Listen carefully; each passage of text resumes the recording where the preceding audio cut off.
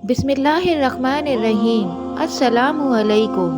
صحیح البخاری احادیث شریف، کتاب نماز میں قصر کرنے کے بیان اور کتاب نماز کے کام کے بارے میں آج ہم ان احادیث کا مطالعہ شروع کرتے ہیں۔ زہری نے بیان کیا، ان سے ابو سلمہ نے اور ان سے ابو ہریرہ رضی اللہ عنہ نے کہ نبی کریم صلی اللہ علیہ وسلم نے فرمایا، نماز میں اگر کوئی بات پیش آ جائے تو مردوں کو سبحان اللہ کہنا اور عورتوں کو ہاتھ پر ہاتھ مار کر یعنی تالی بجا کر امام کو اطلاع دینی چاہیے۔ صحیح بخاری حدیث نمبر 1203۔ ابو سلمہ نے کہا کہ مجھ سے معیق بن ابی طلحہ صحابی رضی اللہ عنہ نے بیان کیا کہ رسول اللہ صلی اللہ علیہ وسلم نے ایک شخص سے جو ہر مرتبہ سجدہ کرتے ہوئے کمکریاں برابر کرتا تھا فرمایا، اگر ایسا کرنا ہے تو صرف ایک ہی بار کر۔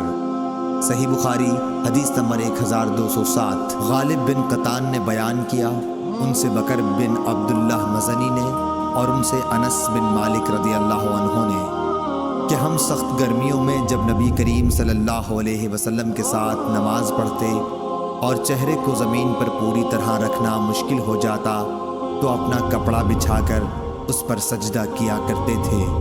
صحیح بخاری حدیث نمبر 1208۔ قتادہ انس بن مالک رضی اللہ عنہ سے روایت کرتے تھے کہ نبی کریم صلی اللہ علیہ وسلم نے فرمایا کہ جب تم میں سے کوئی نماز میں ہو تو وہ اپنے رب سے سرگوشی کرتا ہے، اس لیے اس کو سامنے نہ تھوکنا چاہیے اور نہ دائیں طرف، البتہ بائیں طرف اپنے قدم کے نیچے تھوک لے۔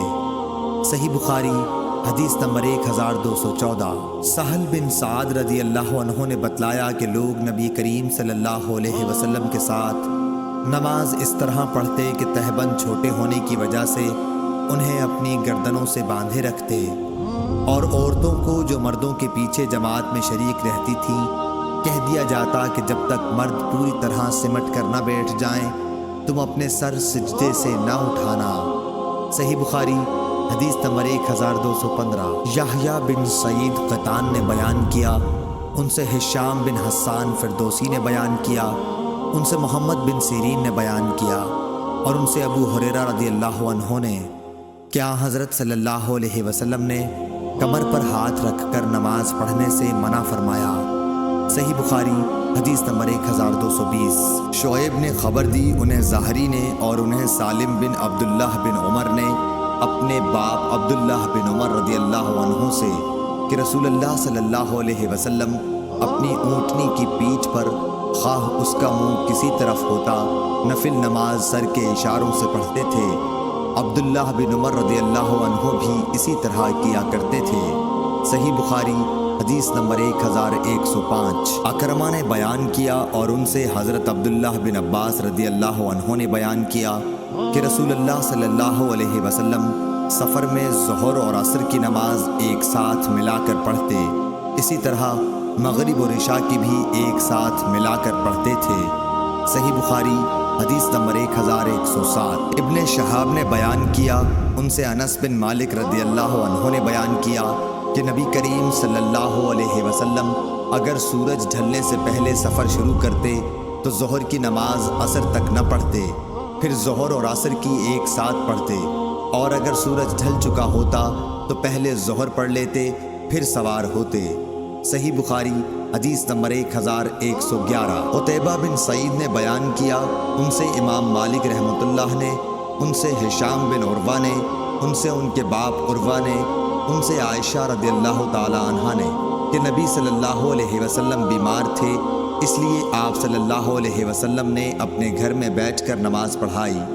بعض لوگ آپ صلی اللہ علیہ وسلم کے پیچھے کھڑے ہو کر پڑھنے لگے، لیکن آپ نے انہیں اشارہ کیا کہ بیٹھ جاؤ۔ نماز سے فارغ ہونے کے بعد آپ صلی اللہ علیہ وسلم نے فرمایا کہ امام اس لیے ہے کہ اس کی پیروی کی جائے، اس لیے جب وہ رکوع کرے تو تم بھی رکوع کرو، اور جب وہ سر اٹھائے تو تم بھی سر اٹھاؤ۔ صحیح بخاری حدیث نمبر 1113۔ حسین معلم نے بیان کیا اور ان سے عبداللہ بن بریدہ نے کہ عمران بن حسین نے، جنہیں بواسیر کا مرض تھا، اور کبھی ابو معمر نے یوں کہا کہ عمران بن حسین رضی اللہ عنہ سے روایت ہے کہ میں نے نبی کریم صلی اللہ علیہ وسلم سے بیٹھ کر نماز پڑھنے کے بارے میں پوچھا تو آپ صلی اللہ علیہ وسلم نے فرمایا کہ کھڑے ہو کر نماز پڑھنا افضل ہے، لیکن اگر کوئی بیٹھ کر نماز پڑھے تو کھڑے ہو کر پڑھنے والے سے اسے آدھا ثواب ملے گا، اور لیٹ کر پڑھنے والے کو بیٹھ کر پڑھنے والے سے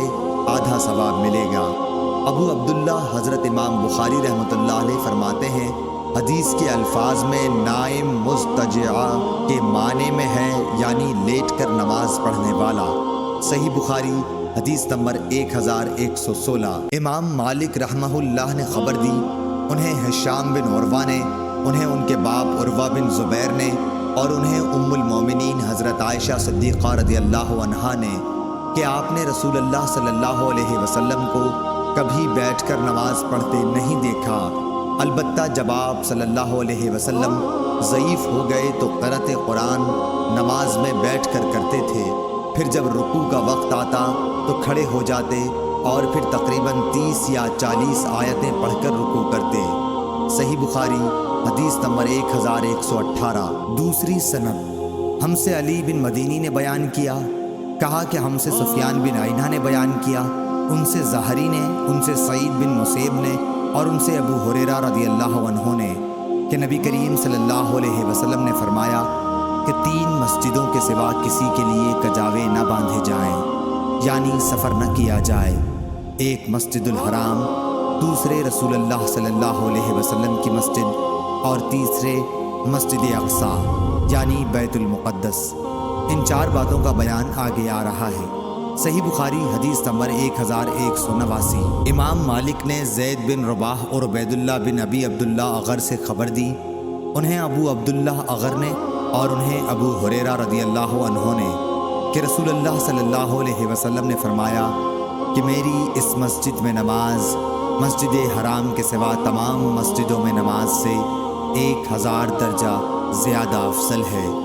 صحیح بخاری حدیث نمبر 1190۔ امام مالک رحمہ اللہ نے خبر دی، انہیں عبداللہ بن ابی بکر نے، انہیں عباد بن تمیم نے، اور انہیں ان کے چچا عبداللہ بن زید مازنی رضی اللہ عنہ نے کہ رسول کریم صلی اللہ علیہ وسلم نے فرمایا کہ میرے گھر اور میرے اس منبر کے درمیان کا حصہ جنت کی کیاریوں میں سے ایک کیاری ہے۔ صحیح بخاری حدیث نمبر 1195۔